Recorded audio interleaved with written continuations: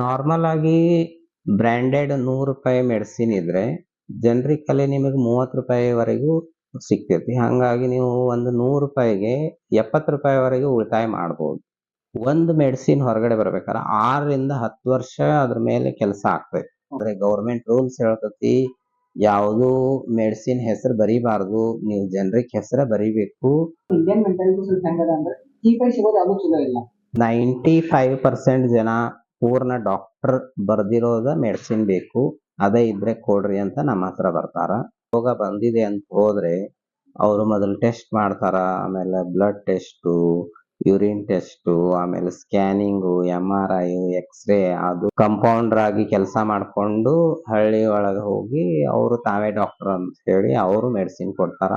15 ವರ್ಷ ಮೇಲ್ಪಟ್ಟು ಮಾರುಕಟ್ಟೆಯಲ್ಲಿ ಇರುವಂತ ಎಲ್ಲಾ ಮೆಡಿಸಿನ್ ಅನ್ನು ಯಾವುದೇ ಕಂಪನಿಯವರು ಮ್ಯಾನುಫ್ಯಾಕ್ಚರಿಂಗ್ ಮಾಡೋದಕ್ಕೆ ಲೈಸೆನ್ಸ್ ಇಶ್ಯೂ ಮಾಡ್ತಾರ. ಬಿಸ್ನೆಸ್ ಪರ್ಪೋಸ್ ಅವ್ರು ಮಾಡ್ತಾ ಇರೋದಕ್ಕೆ ನಾವು ಏನು ಮಾಡೋದಕ್ಕೆ ಬರೋದಿಲ್ಲ. ಇದೇ ಮೆಡಿಕಲ್ ಸ್ಟೋರ್ಸ್ ಆಗ ತಗೋಬೇಕು, ಇದ ಮೆಡಿಸಿನ್ ತಗೋಬೇಕು, ಇದ ಬ್ರ್ಯಾಂಡ್ ತಗೋಬೇಕು, ಇದು ಗೌರ್ಮೆಂಟ್ ರೂಲ್ಸ್ ಅನ್ನ ವಯೋಲೇಟ್ ಮಾಡ್ತತಿ. ಪ್ರಶ್ನೆಗೆ ಡಾಕ್ಟರ್ಗಳು ಉತ್ತರ ಕೊಡ್ಬೇಕು. ಆ ಡಾಕ್ಟರ್ ಹೇಳಿದ ಕೂಡಲೇ ನಾವು ತಗೋಬೇಕು, ಡಾಕ್ಟರ್ ಹೇಳಿದ್ದನ್ನ ನಾವು ಕೇಳಬೇಕು ಅಲ್ಲ. ಯಾವುದು ಮೆಡಿಸಿನ್ ಡೂಪ್ಲಿಕೇಟ್ ಇರೋದಿಲ್ಲ.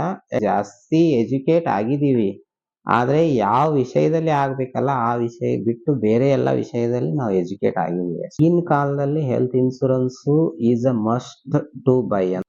ಅವರು ಕರೋನಾದಿಂದ ತೀರಿ ಹೋದ್ರು. ಇಬ್ರು ಮಕ್ಕಳು ಕಾಲೇಜು ಮತ್ತು ಸ್ಕೂಲ್ ಅಲ್ಲಿ ಇದ್ರು.